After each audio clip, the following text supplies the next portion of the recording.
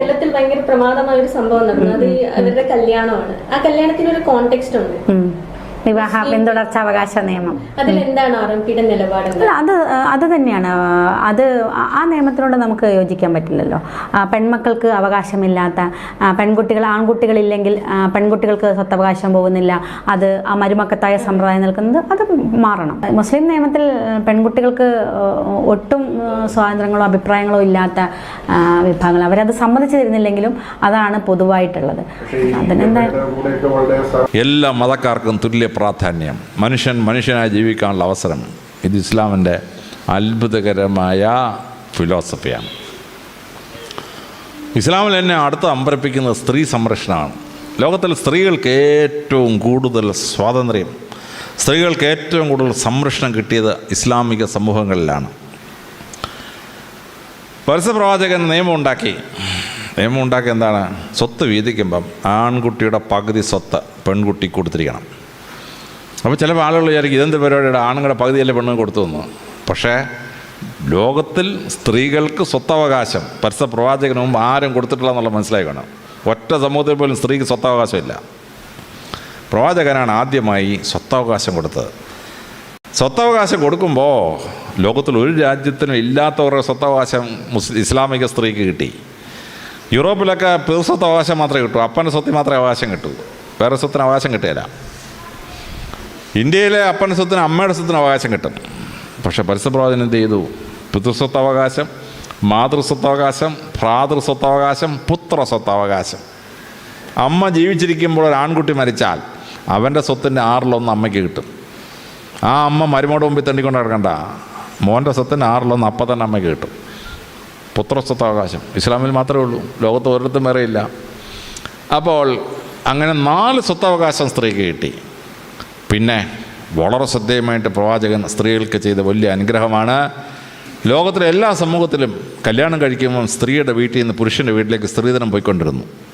പ്രവാചകൻ പറഞ്ഞു പറ്റില്ല, ആ പെൺകുട്ടിയെ നല്ല പെൺകുട്ടിയായി വളർത്തിക്കൊണ്ടുവന്നതിന് അങ്ങോട്ട് മൊഹർ കൊടുത്തിട്ട് വേണം കല്യാണം കഴിക്കാൻ. അപ്പോൾ ഇസ്ലാമിക രാജ്യങ്ങളിൽ ഒരു 6 പെൺമക്കളുള്ള ഒരു അമ്മയുണ്ടെങ്കിൽ അവൾ ഇസ്ലാമിലെ ആ ദേശത്തെ ഏറ്റവും പണക്കാരിയാണ്. കേരളത്തിലെങ്ങാണ് ഒരു സ്ത്രീക്ക് 6 പെൺമക്കളുണ്ടെങ്കിൽ തൂങ്ങിച്ചാവുകയല്ല, അതല്ല മാർഗ്ഗമുണ്ടോയെന്ന് സംശയമാണ്. അപ്പോൾ പെൺകുട്ടികൾക്ക് കല്യാണം കഴിക്കുമ്പോൾ ഒരു മൊഹറും കിട്ടും, സ്വത്ത് വീതം വെക്കുമ്പോൾ പകുതി സ്വത്തും കിട്ടും. അപ്പോൾ മൊഹറും ഈ പകുതി സ്വത്തോടെ കൂട്ടുമ്പോൾ ഇസ്ലാമിക സമൂഹത്തിൽ ആൺകുട്ടി കിട്ടിയതിനേക്കാൾ സ്വത്ത് കൂടുതലാണ് പെൺകുട്ടിക്ക്. മൊഹറും പ്ലസ് പകുതി സ്വത്തും കൂടി. കേരളത്തിൽ മാത്രം പ്രവാചകനേക്കാൾ ബുദ്ധിയുള്ള ചില ആശാന്മാരുണ്ട്. ഒരു ചെറിയ മൊഹർ അങ്ങോട്ട് കൊടുത്തിട്ട് 10 ഇരട്ടി സ്ത്രീധനം ഇങ്ങോട്ട് വാങ്ങിക്കും. സ്ത്രീധനം വാങ്ങിക്കുന്നതൊന്നും ഇസ്ലാമല്ല, ഞാൻ പഠിച്ച ഇസ്ലാമല്ല. ഇസ്ലാമിന് സ്ത്രീധനം പറ്റിയല്ല. കല്യാണം കഴിക്കുമ്പോൾ മൊഹറും കൊടുക്കണം, അതിനുശേഷം സ്വത്ത് വീതം വെക്കുമ്പോൾ പകുതി സ്വത്തും കിട്ടും. അപ്പോൾ മൊഹറും പകുതി സ്വത്തോടെ കൂട്ടുമ്പോൾ ആൺകുട്ടിക്ക് കൂടുതൽ സ്വത്താണ് പെൺകുട്ടി കിട്ടുന്നത്. ഇനി ആ പെൺകുട്ടിക്ക് കിട്ടുന്നത് തന്നെയല്ല, പെൺകുട്ടിയെ വളർത്തുന്നത് വലിയൊരു ഭാഗ്യമായി പ്രവാചകൻ വിവരിച്ചിരിക്കുകയാണ്. ഞാൻ പ്രവാചകൻ്റെ ഹാദിത്ത് ഇങ്ങനെ വായിച്ചുകൊണ്ടിരിക്കുകയായിരുന്നു. പെട്ടെന്ന് പ്രവാചകൻ പറഞ്ഞിരിക്കുകയാണ് സ്വർഗത്തിലേക്ക് പോകാനുള്ള വഴികൾ ഏതെല്ലാം. പ്രവാചകൻ 6 പറഞ്ഞു. ആദ്യം പറഞ്ഞത് രോഗികളെ ശുശ്രൂഷിക്കുക, 2 അപ്പനമ്മയെ ശുശ്രൂഷിക്കുക. 3ാമത് പറഞ്ഞെന്നാന്ന് വെച്ചാൽ 3 പെൺമക്കളെ വളർത്തി നല്ല കന്യകമാരാക്കി ഭർത്താക്കന്മാരെ ഏൽപ്പിച്ചാൽ അതിനാൽ മാതാവും പിതാവും സ്വർഗത്തിലേക്ക് പോകുന്നതാണ്.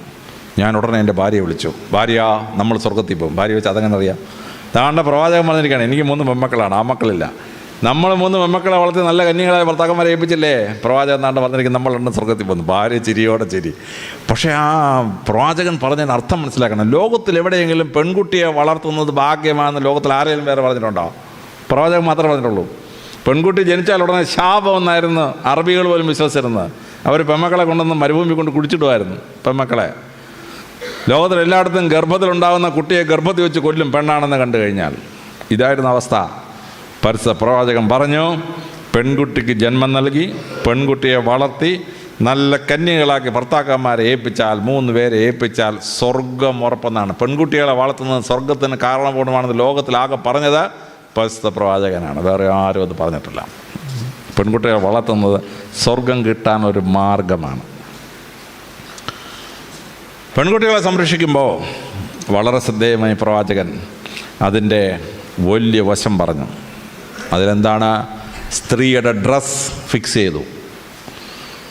ലോകത്തിലെല്ലായിടത്തും സ്ത്രീക്ക് മാറ് മറയ്ക്കാൻ വയ്യ. ഇന്ത്യയിൽ സ്ത്രീകൾക്ക് മാറ് മറയ്ക്കാൻ വയ്യ. യൂറോപ്പിലെ സ്ത്രീകൾക്ക് കാല് മറയ്ക്കാൻ പാടില്ല, കാല് പുറത്തായിരിക്കണം, എല്ലാവരും കാണണം, കാല് കാണണം. കേരളത്തിലെ ഇന്ത്യയുടെ പല ഭാഗത്തും സ്ത്രീകൾക്ക് മാറ് മറയ്ക്കാൻ പാടില്ല. പരിശുദ്ധ പ്രവാചകൻ പറഞ്ഞു, സ്ത്രീയെ അവളുടെ പ്രൈവസി കംപ്ലീറ്റ് സംരക്ഷിക്കുന്ന രീതിയിൽ പർദ്ദയ്ക്കകത്ത് വേഷം ധരിപ്പിക്കുക. അതുകൊണ്ട് എന്ത് പറ്റി? പരിപൂർണമായ വേഷം, പ്രൈവസി കവർ ചെയ്യാൻ ലോകത്തിൽ ആദ്യം സാധിച്ചത് ഇസ്ലാമിലെ സ്ത്രീകൾക്ക് മാത്രമാണ്. കേരളത്തിൽ കഴിഞ്ഞ 150 വർഷമായിട്ട് സ്ത്രീകൾ മാറുമറയ്ക്കാൻ നടന്നു. പക്ഷേ മറ്റുള്ള സമുദായത്തിലെ സ്ത്രീകൾ മാറുമറയ്ക്കാൻ നടന്നപ്പോഴും കേരളത്തിൽ മറച്ചുകൊണ്ട് നടന്നത് മുസ്ലിം സ്ത്രീ മാത്രമേ ഉള്ളൂ. ഒരു രാജാവ് തടഞ്ഞില്ല. ബാക്കിയുള്ള സ്ത്രീകളെല്ലാം മാറുമറയ്ക്കാൻ നടക്കുന്നു. ഇസ്ലാമിലെ സ്ത്രീകൾ മാത്രം മറച്ചുകൊണ്ട് ശരീരം മുഴുവൻ മറച്ചുകൊണ്ട് നടക്കുകയാണ്. പ്രൈവസി സംരക്ഷിച്ചുകൊണ്ടുള്ള വേഷം ലോകത്തിൽ ആദ്യം സ്ത്രീകൾ കൊടുത്തത് പരിശുദ്ധ പ്രവാചകനാണ്. പ്രൈവസി കംപ്ലീറ്റ് സംരക്ഷിക്കാൻ പറ്റി. കേരളത്തിലെ സ്ത്രീകൾ മാറുമറയ്ക്കാൻ നടന്നു. അവസാനം ശ്രീനാരായണ ഗുരുവും അയ്യങ്കാളി എല്ലാം കൂടി വളരെ ബന്ധപ്പെട്ട് സ്ത്രീയുടെ മറച്ചു കൊടുത്തു.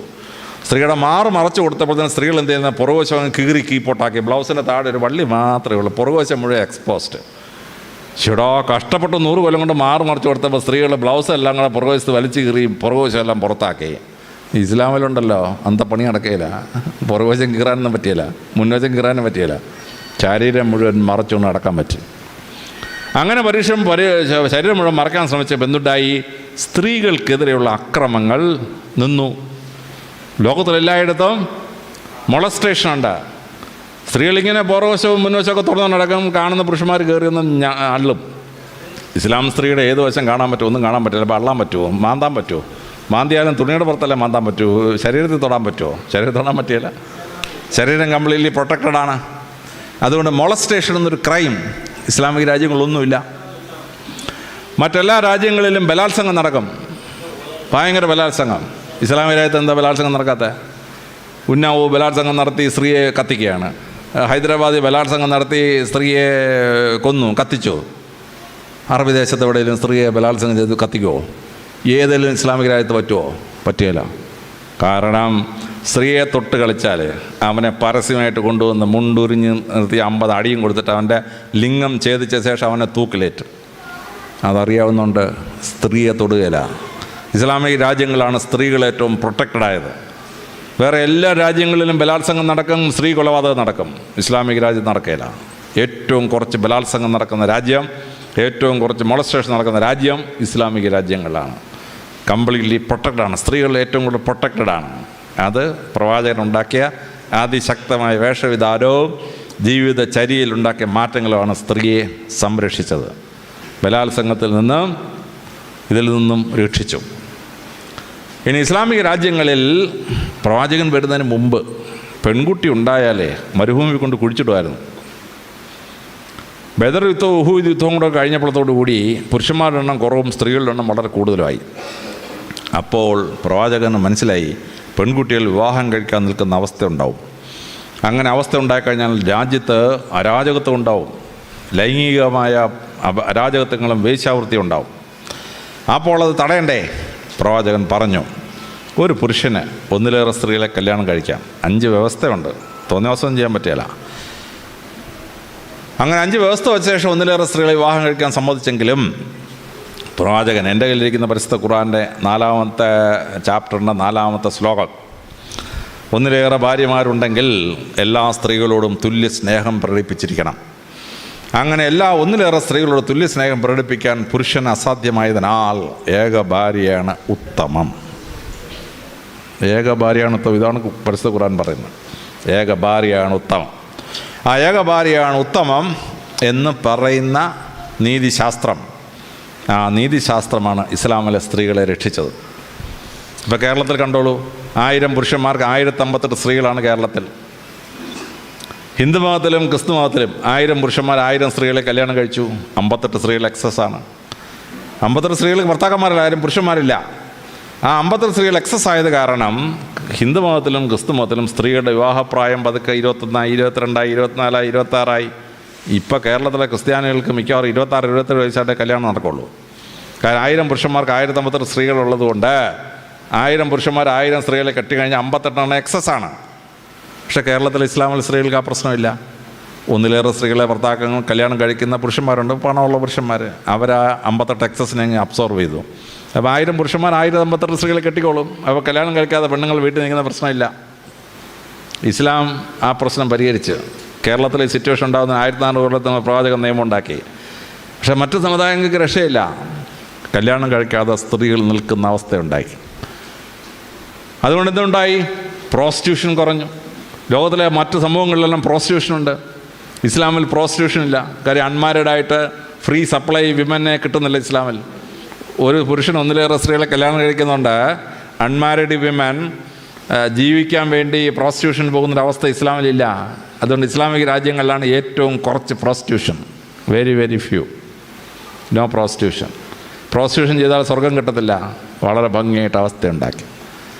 പെൺമക്കൾ ശല്യമാണെന്ന് കണ്ടതുകൊണ്ട് ഗർഭത്തിലുള്ള കുട്ടി ആണോ പെണ്ണോ എന്ന് കണ്ടെത്തിയിട്ട് കുഞ്ഞുങ്ങളെ ചിത്രം ചെയ്യാൻ തുടങ്ങി. ഇപ്പം 3 കൊല്ലം ശിക്ഷയുണ്ട്. പണ്ട് ചിത്രം ചെയ്യാൻ ഖുർആൻ പറഞ്ഞു, പരിശുദ്ധ ഖുർആൻ പറഞ്ഞു, സൂറത്ത് അൽ ഇസ്രത്ത് 134 134 സൂറത്ത് അൽ ഇസ്രത്തിൻ്റെ 134 130 136 3 ആയാത്തുകൾ.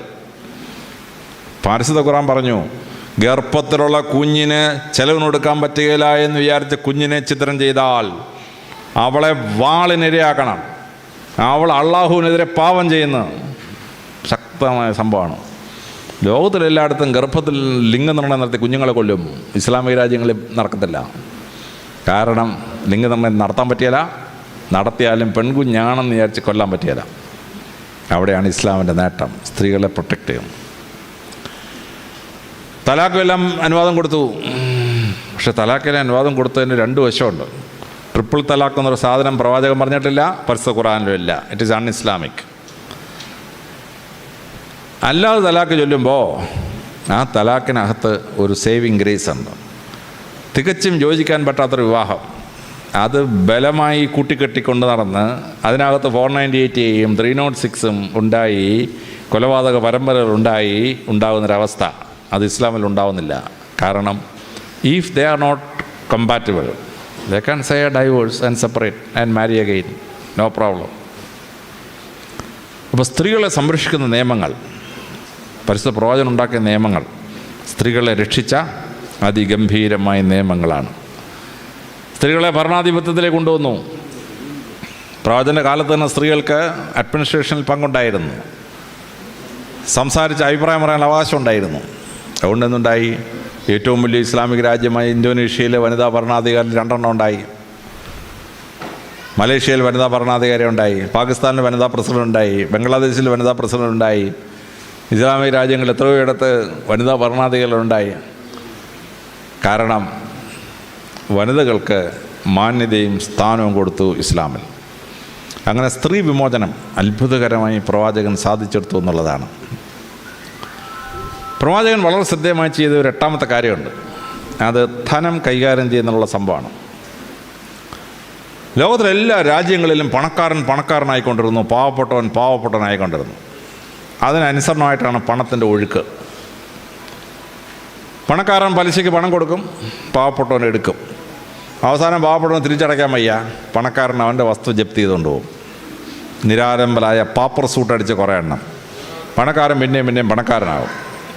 പരിശുദ്ധ പ്രവാചകൻ പറഞ്ഞു, നത്തിങ് ഡൂയിങ്. പലിശ എന്നൊരു സാധനം ഇസ്ലാമിന് അനുവദനീയമല്ല. ഒരു ബ്ലേഡ് ബാങ്കും മുസ്ലിം നടത്താൻ ഒക്കെയില്ല. നിങ്ങൾ 100 രൂപ കൊണ്ട് ബാങ്കിലിട്ടാൽ 100 കൊല്ലം കഴിഞ്ഞ് എന്നാൽ 100 രൂപയെ കാണത്തുള്ളൂ. 10% പലിശയില്ല. പരിശുദ്ധ പ്രവാചകൻ പറഞ്ഞ ന്യായം വളരെ കറക്റ്റാണ്. ആരാണ് പണം കൊടുക്കുന്നത്? പണം കൊടുക്കുന്നത് പണം അധികമായി കയ്യിലുള്ളവനാണ്. ആരാണ് പണം കടം വാങ്ങിക്കുന്നത്? നിർധനനായ ഒരു മനുഷ്യനാണ് പണം വാങ്ങിക്കുന്നത്.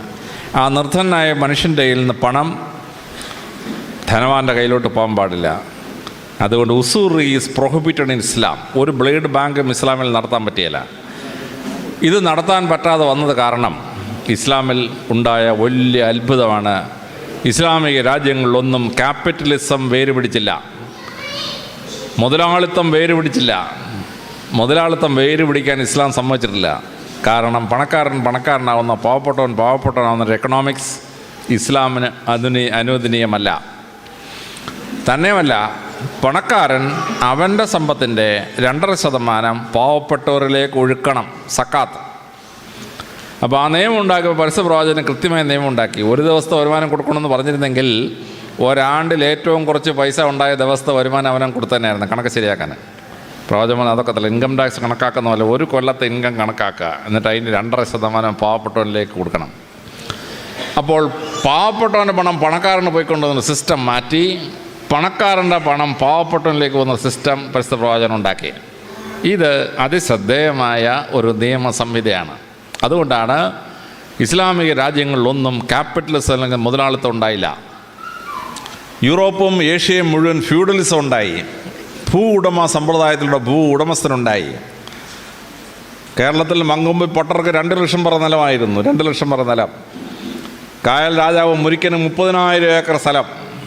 ഇസ്ലാമിൽ ഇപ്പണി പറ്റിയല്ല.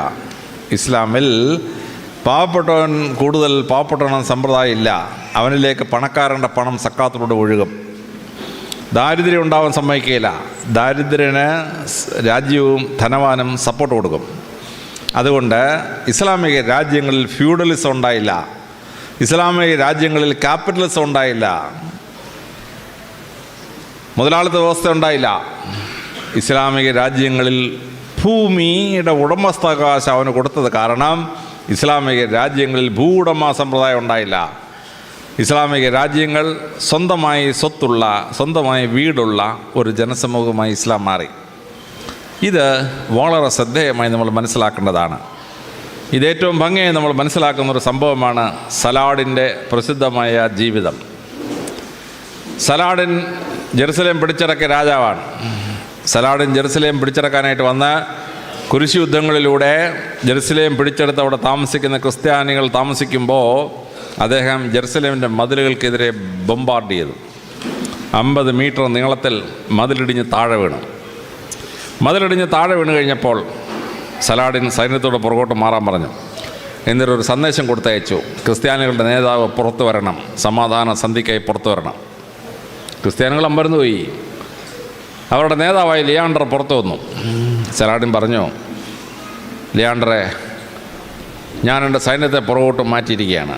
സൈന്യം ഇനി അകത്ത് കയറിയാൽ അക്രമം ഉണ്ടാവും, സ്ത്രീകൾ കൊല്ലപ്പെടും, കുട്ടികൾ കൊല്ലപ്പെടും.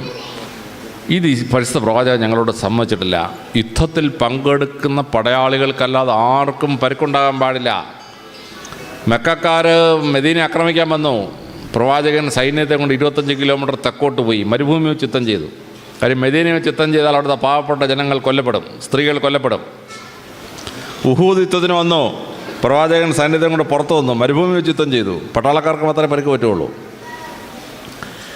അങ്ങനെ പരിക്ക് പറ്റുന്ന ഒരു സമ്പ്രദായത്തിൽ നിങ്ങൾ നിങ്ങളുടെ സ്ത്രീകളെയും കുട്ടികളെയും എല്ലാം കൂട്ടി നിങ്ങളുടെ സ്വത്തൊക്കെ എടുത്തുകൊണ്ട് നിങ്ങൾ നേരെ ലെബനോനിലോട്ട് പൊക്കോളാം. അവിടെ ക്രിസ്ത്യൻ ഭൂരിപക്ഷ പ്രദേശമാണ്, അവിടെ പോയി താമസിച്ചോളാൻ പറഞ്ഞു. ലിയാണ്ടർ സലാഡിനോട് ചോദിച്ചു, സലാഡിനെ 1096 ക്രിസ്ത്യാനികൾ ഈ ജെറുസലേം പിടിച്ചടക്കുമ്പോൾ നടന്നെന്താണെന്ന് അങ്ങേക്കറിയാമോ? അദ്ദേഹം പറഞ്ഞ്, എൻ്റെ വല്യപ്പൻ പറഞ്ഞ് ഞാൻ കേട്ടിട്ടുണ്ട്. ക്രിസ്ത്യാനികളോടൊന്ന് ജെറുസലേം പിടിച്ച ശേഷം അതിനകത്തുള്ള മുഴുവൻ മുസ്ലിങ്ങളെയും വെട്ടി ഞുറുക്കി കഷണമാക്കി കത്തിച്ചു. ലിയാണ്ടർ പറഞ്ഞു, ഇതങ്ങേക്ക് അറിയാമെങ്കിൽ പിന്നെ അങ്ങ് എന്തിനാണ് ഞങ്ങളോട് ഈ മര്യാദ കാണിക്കുന്നത്? സലാഡിൻ പറഞ്ഞു, അത് നിങ്ങളുടെ സംസ്കാരം.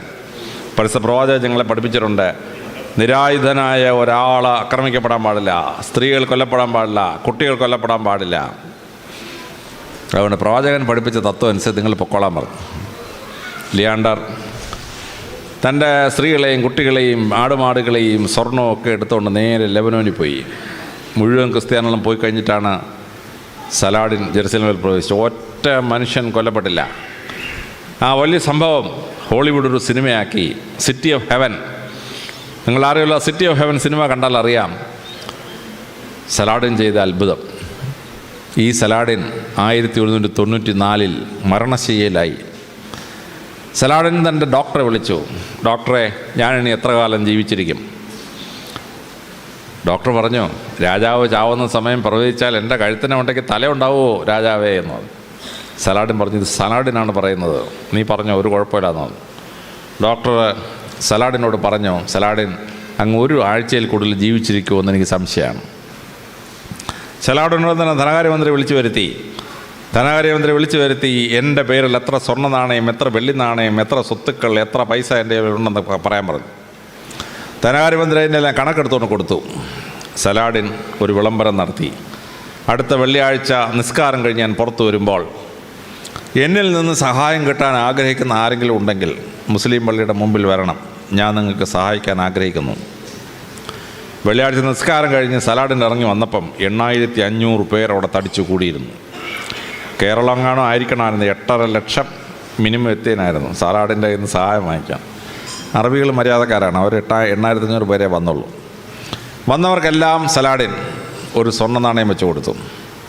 വന്നവർക്കെല്ലാം സലാഡിൻ 40 വെള്ളി നാണയം കൊടുത്തു. സലാഡിൻ അവരോട് ചോദിച്ചു, നിങ്ങൾക്ക് സ്വന്തമായി വീടില്ലാത്ത വസ്തുവില്ലാത്തൊരു കൈവെക്കാൻ പറഞ്ഞു. അങ്ങനെ കൈവക്കി സലാഡിൻ്റെ പേരിലുണ്ടായിരുന്ന വസ്തുക്കൾ ഈക്വലായിട്ട് വീതിച്ചു കൊടുത്തു. ഒരാൾക്ക് 20 ഏക്കർ വെച്ച് കിട്ടി. അവിടെ നിന്നവർക്കല്ല, കൈവക്കിയവനല്ല. നിങ്ങളിൽ ഈ വസ്തു കിട്ടിയിട്ട് വീട് വെക്കാൻ പൈസ ഇല്ലാത്ത എത്ര പേരുണ്ടെന്ന് ചോദിച്ചു. കൈവക്കി തൻ്റെ കയ്യിലുണ്ടായിരുന്ന ബാക്കി മുഴുവൻ പൈസയും ഈക്വലായിട്ട് കൈവക്കിയവർക്ക് വീതിച്ചു കൊടുത്തു. 8500 പേരും സന്തോഷമായിട്ട് പോയി. സലാഡിൻ ധനാരേന്ദ്രനോട് ചോദിച്ചു, ഇനി എൻ്റെ പേരിൽ എന്തെങ്കിലും ബാക്കിയുണ്ടോ? ധനാരേന്ദ്രൻ പറഞ്ഞു, ഒന്നുമില്ല, അങ്ങ് നിസ്വനാണെന്ന് പറഞ്ഞു. സലാഡിൻ പറഞ്ഞു, ഞാൻ മരിക്കാൻ തയ്യാറായിരിക്കുന്നു.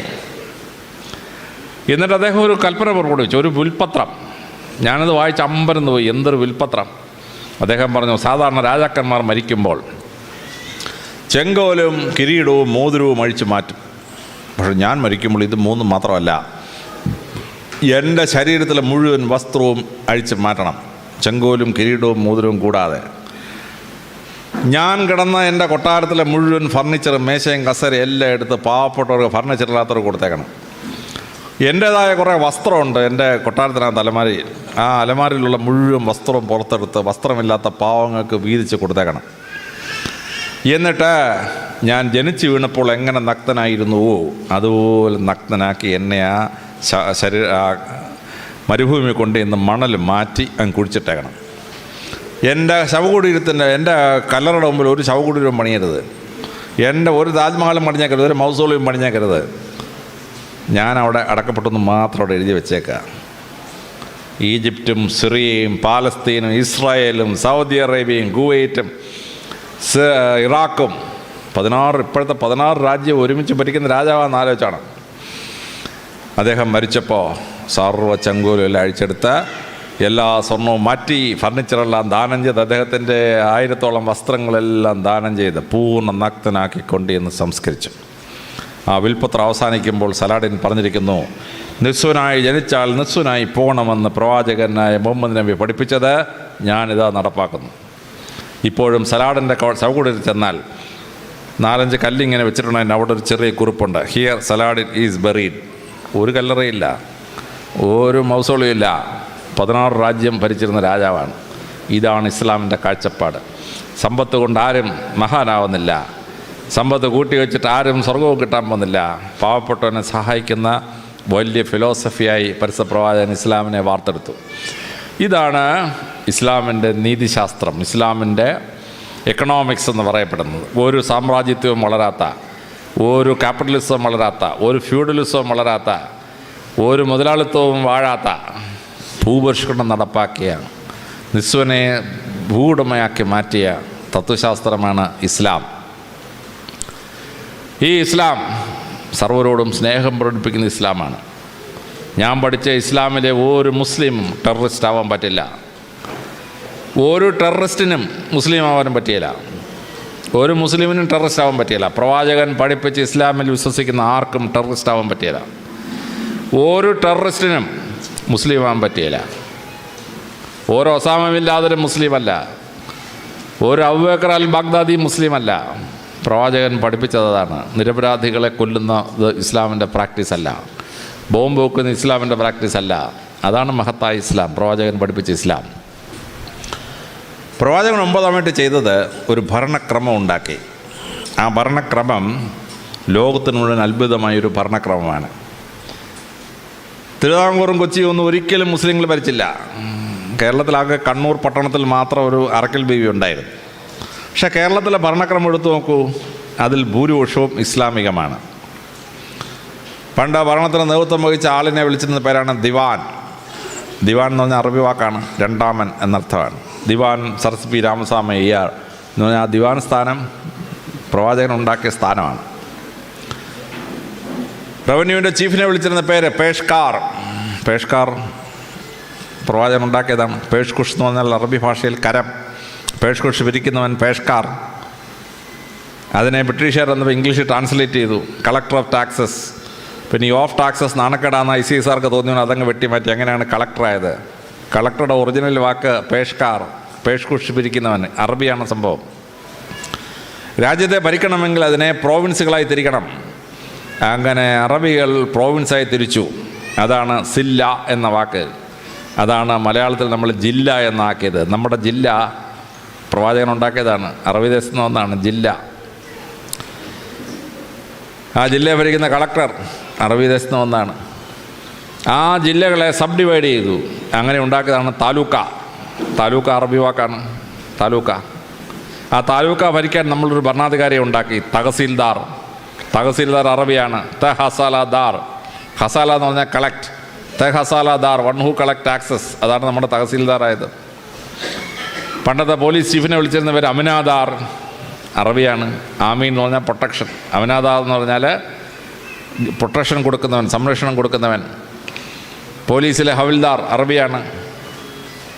ഡഫേദാർ അറബിയാണ്. ജമേദാർ അറബിയാണ്. താലൂക്ക്ദാർ അറബിയാണ്. ഇതെല്ലാം അറബിയാണ്. പ്രവാചകൻ ഉണ്ടാക്കിയ അഡ്മിനിസ്ട്രേറ്റീവ് സിസ്റ്റമാണ് നമ്മുടെ ഈ കേരളം മുഴുവൻ നടക്കുന്നത്. ഗ്രാമപ്രദേശങ്ങളിൽ വില്ലേജ് ഓഫീസിൽ ജമാബന്ദി മാർച്ച് 31. എന്താണ് ഈ ജമാബന്ദി? അറബിയാണ്. ക്ലോഷർ ഓഫ് അക്കൗണ്ട്സ് എന്നുള്ള അറബിയാണ് ജമാബന്ദി. ഇപ്പോഴും നമ്മുടെ വില്ലേജ് ഓഫീസിൽ മാർച്ച് 30 നടക്കുന്ന ജമാബന്ദി. നിയമസംഹിത അറബികളുണ്ടാക്കി വളരെ ഭദ്രമായി. കരാറിലേർപ്പെട്ടു. കരാർ അറബിയാണ്. കരാർ റദ്ദ് ചെയ്തു. റദ്ദ് അറബിയാണ്. ക്യാൻസൽ ചെയ്യുക എന്നുള്ളത് റദ്ദ് അറബിയാണ്. നമ്മൾ പ്രമാണം ഉണ്ടാക്കിയിട്ട് അസൽ കോപ്പി എടുത്തു. അസൽ അറബിയാണ്. ഒറിജിനൽ കോപ്പിയുടെ അസൽ എന്ന് പറഞ്ഞ വാക്ക് അറബിയാണ്. അസൽ. നമ്മൾ 100 രൂപയും കൊണ്ട് കടയിൽ പോയി 70 രൂപയുടെ സാധനം വെച്ചിട്ട് 30 രൂപ ബാക്കി വാങ്ങിച്ച്, ബാക്കി അറബിയാണ്. ഫിനാൻഷ്യൽ ട്രാൻസാക്ഷൻ്റെ ബാക്കി അറബിയാണ്. നമ്മൾ കോടതി ചെല്ലുമ്പോൾ മുൻസിഫ് അവിടെ ഇരുന്ന് വിളിച്ചു. മുൻസിഫ് എന്താണ്? മുൻസിഫ് അറബി വാക്കാണ്. ജഡ്ജി എന്ന് പറയുന്ന മുൻസിഫിന് ആ പേരിട്ടത് അറബിയിലാണ്. പ്രവാചകൻ ഉണ്ടാക്കിയതാണ്. അതാണ് നമ്മുടെ മുൻസിഫായി മാറിയത്. കോടതി ചെല്ലുമ്പോൾ കേസ് വാദിക്കാൻ വക്കീൽ. വക്കീൽ അറബി വാക്കാണ്. അഡ്വക്കേറ്റിന് മലയാള ഭാഷ വാക്കില്ല. അഡ്വക്കേറ്റിൻ്റെ മലയാള ഭാഷയുള്ള വക്കീൽ എന്നുള്ള വാക്ക് അറബി ഭാഷയാണ്. നമ്മുടെ ദൈനംദിന ഭരണം മുഴുവൻ അറബികൾ ഉണ്ടാക്കിയ, പ്രവാചകൻ ഉണ്ടാക്കിയ ഭരണ സമ്പ്രദായമാണ്. ആ ഭരണ സമ്പ്രദായം മുസ്ലിങ്ങൾ ഒരിക്കലും ഭരിച്ചിട്ടില്ലാത്ത കേരളത്തിൽ നടപ്പാക്കി. ഉത്തരേന്ത്യയിലും ഇന്ത്യ മുഴുവൻ നടപ്പാക്കി. ലോകത്തിൻ്റെ മെജോറിറ്റിയായ പടങ്ങളിൽ മുഴുവൻ ഈ സമ്പ്രദായം നടപ്പാക്കി. Legal system. ആ ലീഗൽ സിസ്റ്റം വളരെ ശക്തമായി മാറി. ലോകത്തിലെല്ലായിടത്തും ബലാത്സംഗം ഉണ്ടാവുന്നു. അറബി ദേശത്ത് ബലാത്സംഗം തുലവും തുച്ഛമാണ്. നിയമസമിതി ഇച്ചിരി കട്ടിയാണ്. ബലാത്സംഗം ചെയ്താൽ അവനെ കൊണ്ടുവന്ന് പൂർണ്ണ നഗ്നനാക്കി 50 ചാട്ടവാറ അടിക്കും ആദ്യം. പിന്നെ അവനെ ലിംഗം ഛേദിക്കും. അതിനുശേഷം അവനെ തൂക്കിക്കൊല്ലും. കട്ടിയായ നിയമമാണ്. സ്ത്രീകൾ സംരക്ഷിക്കപ്പെടുന്നു അറബി ദേശത്ത്. അവിടെ മൊളസ്റ്റേഷൻ റേപ്പൊന്നും നമ്മൾ കാണുന്ന പോലെ നമ്മുടെ രാജ്യത്ത് നടക്കുന്ന നടക്കുകയില്ല. അതിശക്തമായ നിയമങ്ങളുണ്ടാക്കി. ആ നിയമസമിതികളുടെ ജനങ്ങൾക്ക് ലോ ആൻഡ് ഓർഡർ വിശ്വസിക്കാൻ പറ്റുന്ന കോടതി, സിവിൽ അഡ്മിനിസ്ട്രേഷൻ, റവന്യൂ അഡ്മിനിസ്ട്രേഷൻ വളരെ ഭംഗിയായി പാലിച്ചു.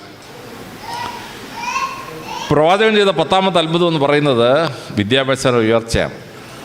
പ്രവാചകൻ അറബി ദേശത്ത് ജനിക്കുമ്പോൾ അറബികളുടെ സാക്ഷരത 1%, 1%. ആർക്കും എഴുതാൻ വായിക്കാൻ അറിഞ്ഞൂടാ. പരസ്യപ്രവാചകനും എഴുതാൻ വായിക്കാൻ അറിഞ്ഞൂടാ. ഇസ്ലാമിൻ്റെ പുണ്യഗ്രന്ഥം തന്നെ വായിക്കടാ എന്നാണ് തുടങ്ങുന്നത്. പരിശുദ്ധ ഖുർആൻ എന്ന് പറഞ്ഞാൽ അർത്ഥം തന്നെ വായിക്കാനാണ്. വായനയിലേക്ക് ജനങ്ങളെ ഉയർത്തിയ വലിയ സംസ്കാരമാണ്. പരസ്യപ്രവാചകൻ ജനിക്കുന്നതിന് മുമ്പ് അറബി ദേശത്ത് ഏതെങ്കിലും ഒരു മഹാൻ്റെ പേര് കേട്ടിട്ടുണ്ടോ? ഒരു വലിയ സാഹിത്യകാരനോ, ഒരു വലിയ പൊളിറ്റീഷ്യനോ, ഒരു വലിയ ശാസ്ത്രജ്ഞനോ, ഒരു വലിയ മഹാനായ ഒരാളിൻ്റെ പേരുണ്ടോ അറബി ദേശത്ത്? ഒറ്റയാളില്ല.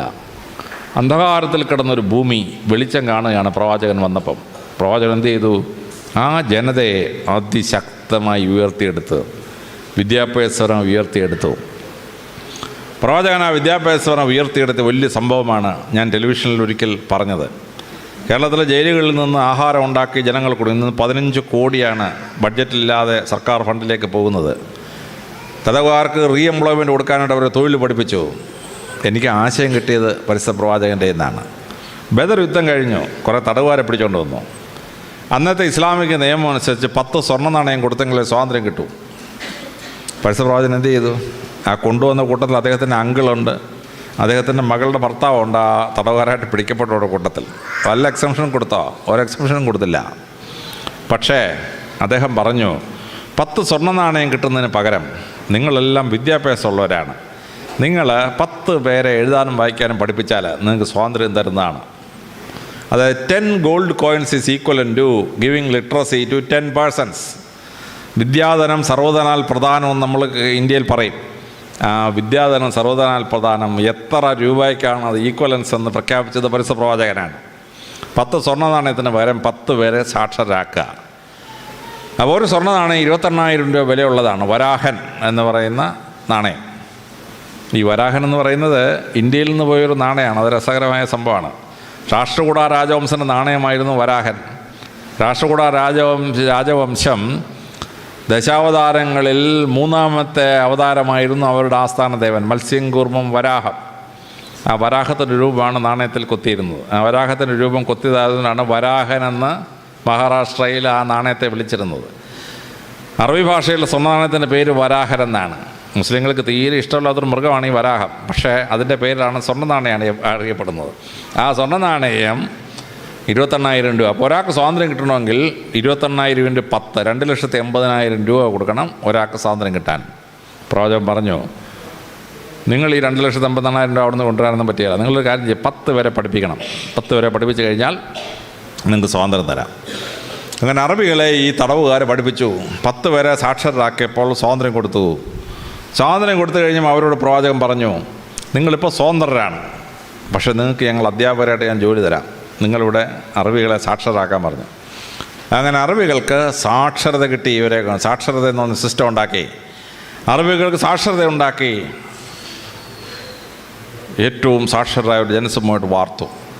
ഇസ്ലാം പോയ സ്ഥലത്തൊക്കെ സർവകലാശാലകൾ സ്ഥാപിച്ചു. ഇന്ത്യയിലെ ബുദ്ധമതം സ്ഥാപിച്ചാണ് സർവകലാശാലകൾ. നളന്ദയും തക്ഷശിലയും വിക്രമശിലയും ഉദന്തപുരിയൊക്കെ. ആ സർവകലാശാലകൾ മുസ്ലിങ്ങൾ കോപ്പി ചെയ്തു. മുസ്ലിങ്ങൾ കോപ്പി ചെയ്ത് അവർ ബാഗ്ദാദ് സർവകലാശാല ഉണ്ടാക്കി, ഈജിപ്തിൽ കെയ്റോ സർവകലാശാല ഉണ്ടാക്കി, സ്പെയിനിൽ കൊർഡോബ സർവകലാശാല ഉണ്ടാക്കി. അതിഗംഭീരമായ ലൈബ്രറികൾ അതിൻ്റെ ഭാഗമായി. 100 കൊല്ലം കൊണ്ട് പൊളിറ്റിക്കൽ ക്യാപിറ്റൽ വിദ്യാഭ്യാസ തലസ്ഥാനത്തേക്ക് മാറി. ഇറാഖിൻ്റെ തലസ്ഥാനം ബാബിലോണായിരുന്നു. പക്ഷേ 100 കൊല്ലം കഴിഞ്ഞപ്പോൾ തലസ്ഥാനം ബാഗ്ദാദിലേക്ക് മാറി. ഈജിപ്തിൻ്റെ തലസ്ഥാനം മെംഫിസ് ആയിരുന്നു. 100 കൊല്ലം കെയ്റോ യൂണിവേഴ്സിറ്റി ഫംഗ്ഷൻ ചെയ്ത് കഴിഞ്ഞപ്പോൾ ഈജിപ്തിൻ്റെ തലസ്ഥാനം കെയ്റോയിൽ വന്നു. സ്പെയിനിൻ്റെ തലസ്ഥാനം മാഡ്രിഡ് ആയിരുന്നു. പക്ഷേ 100 കൊല്ലം കഴിഞ്ഞപ്പോൾ കൊർഡോബായിലോട്ട് വന്നു തലസ്ഥാനം. ഈ യൂണിവേഴ്സിറ്റികൾ ലോകത്തിന് അറിവ് മുഴുവൻ സമാഹരിച്ച് വെച്ചു. യൂറോപ്പ് മുഴുവൻ അന്ധകാര യുഗത്തിൽ പോയി. ആ അറിവ് മുഴുവൻ ശേഖരിച്ച് വെച്ചത് മുസ്ലിങ്ങളാണ് അവരുടെ യൂണിവേഴ്സിറ്റികളിൽ. ഓവിഡിൻ്റെ മുഴുവൻ പുസ്തകവും നഷ്ടപ്പെട്ടിരുന്നു. അത് മുഴുവൻ അറബിയിൽ നിന്ന് റീട്രാൻസ്ലേറ്റ് ചെയ്തിട്ടാണ് നമ്മൾ കാണുന്ന ഓവിഡുള്ളത്. അരിസ്റ്റോട്ടലിൻ്റെ പകുതി ബുക്ക് നഷ്ടപ്പെട്ടു പോയിരുന്നു, കത്തിപ്പോയിരുന്നു. അരിസ്റ്റോട്ടലിൻ്റെ ബുക്കുകൾ അറബികൾ ട്രാൻസ്ലേറ്റ് ചെയ്ത് വെച്ചിരുന്നു. അത് റീട്രാൻസ്ലേറ്റ് ചെയ്തിട്ടാണ് നാം കാണുന്ന അരിസ്റ്റോട്ടലിൻ്റെ പല ബുക്കും നമ്മൾ കാണുന്നത്. അങ്ങനെ വിശ്വസാഹിത്യവും വിശ്വത്തിലുള്ള നോളജും അവർ ട്രാൻസ്ലേറ്റ് ചെയ്ത് വെച്ചു. പക്ഷേ അവരതിൻ്റെ ഒറിജിനൽ കോപ്പി എടുത്തില്ല. ഉദാഹരണത്തിന് കണക്ക്, നമ്മളിന്ന് ലോകത്തിലെ ന്യൂമറൽസിൽ വിളിക്കുന്ന അറബിക് ന്യൂമറൽസ് എന്നാണ്. ആക്ച്വലി അതല്ല, ഇന്ത്യൻ ന്യൂമറൽസാണ്. 0 to 1 2 3 9 9 വരെയുള്ള ഭാഗം. പക്ഷേ അറബികളിൽ നിന്ന് കിട്ടിയതായതുകൊണ്ട് അവർ അറബിക് ന്യൂമറൽസ് എന്ന് വിളിച്ചു. പക്ഷേ മുസ്ലിങ്ങൾ എന്ത് ചെയ്തു? അതിൻ്റെ ഒറിജിനലിൻ്റെ ക്രെഡിറ്റ് എടുത്തില്ല. സായിപ്പന്മാരെന്ത് ചെയ്യുന്നറിയാമോ? ചീന ഭരണി എടുത്തിട്ട് മെയ്ഡ് ഇൻ ഇംഗ്ലണ്ട് എന്ന് അടിക്കും. ചീന ഭരണിക്ക് മെയ്ഡ് ഇൻ ഇംഗ്ലണ്ട്. കണക്കിനെ അറബികൾ വിളിച്ച പേര് ഹിന്ദി സത്ത്, ഇന്ത്യയിൽ നിന്ന് വരുന്ന അറിവെന്നാണ്. ഹിന്ദി സത്ത്. ആ മഹത്തായ വിദ്യാഭ്യാസ പ്രക്രിയ ആൽബറൂണി ഉണ്ടാക്കി, അൽ ഖ്വാറിസിമി ഉണ്ടാക്കി, മഹാന്മാരുടെ ഒരു പണ്ഡിത നിരയുണ്ടാക്കി. ഇസ്ലാം വലിയ വലിയ ലൈബ്രറികൾ സ്ഥാപിച്ചു. കെയ്റോ യൂണിവേഴ്സിറ്റിയുടെ ലൈബ്രറി 1000 ഒട്ടകങ്ങൾ വിചാരിച്ചാൽ ട്രാൻസ്ഫർ ചെയ്യാൻ പറ്റാത്തത്ര വലുതായിരുന്നു എന്നാണ് ചരിത്രത്തിൽ രേഖപ്പെടുത്തിയിരിക്കുന്നത്. മംഗോൾസ് ഒന്ന് ഒരുപാട് കത്തിച്ചു, പക്ഷേ ബാക്കിയുള്ളത് രക്ഷപ്പെട്ടു. അങ്ങനെ അന്ധകാര യുഗം കഴിഞ്ഞ് ലോകം തിരിച്ചു വന്നപ്പം ഈ നോളജ് മുഴുവൻ തിരിച്ച് അറബിയിൽ നിന്ന് അതാത് ഭാഷകളോട് ട്രാൻസ്ലേറ്റ് ചെയ്തു. അങ്ങനെ ലോകത്തെ അന്ധകാര യുഗത്തിൽ നിന്ന് പുറത്തുകൊണ്ടുവരാനുള്ള വലിയ വിദ്യാഭ്യാസ പ്രക്രിയയാണ് ഇസ്ലാം ഉണ്ടാക്കിയ വലിയ വിദ്യാഭ്യാസ പ്രക്രിയ. അവരുടെ നിയമസംഹിത ലോകത്തിന് അത്ഭുതകരമായ ഒരു നിയമസംഹിതയായിരുന്നു. കേരളവും ഇന്ത്യയുമൊക്കെ മോഡലാക്കിയ നിയമസംഹിതകളിൽ പലതും ഇസ്ലാമിൻ്റെ വലിയ സംഭാവനയാണ്. കുറ്റകൃത്യങ്ങൾ കൺട്രോൾ ചെയ്ത് നിയമം ഉപയോഗിച്ച് അഴിമതി കൺട്രോൾ ചെയ്ത് വളരെ നല്ല ഭരണ സമ്പ്രദായം ഇസ്ലാമിന് സൃഷ്ടിക്കാൻ പറ്റി. പരിശുദ്ധ പ്രവാചകൻ ഉണ്ടാക്കിയ വലിയ നിയമസംഹിത. അതിലേറ്റവും എന്നെ അത്ഭുതപ്പെടുത്തുന്നതാണ് എക്സിക്യൂഷൻ ലെവലിൽ നിൽക്കുന്ന എന്നെപ്പോലുള്ള പോലീസ് ഉദ്യോഗസ്ഥന്മാർക്ക് മാർഗനിർദ്ദേശം കൊടുത്തുകൊണ്ട് പരിശുദ്ധ പ്രവാചകൻ ഇറക്കിയ പ്രസിദ്ധമായ ഹാദിത്ത്. ഒരു സ്ത്രീയുടെ സ്വത്ത് മറ്റൊരാൾ തട്ടിയെടുത്തു. ആ തട്ടിയതെടുത്ത് തിരിച്ചു കൊടുക്കാനായി സ്ത്രീ കംപ്ലൈൻറ്റ് ചെയ്തു. പക്ഷെ റവന്യൂവും പോലീസും നീതി കൊടുത്തില്ല. ആ സ്ത്രീ പരിശുദ്ധ പ്രവാചകൻ്റെ അടുത്തെത്തി.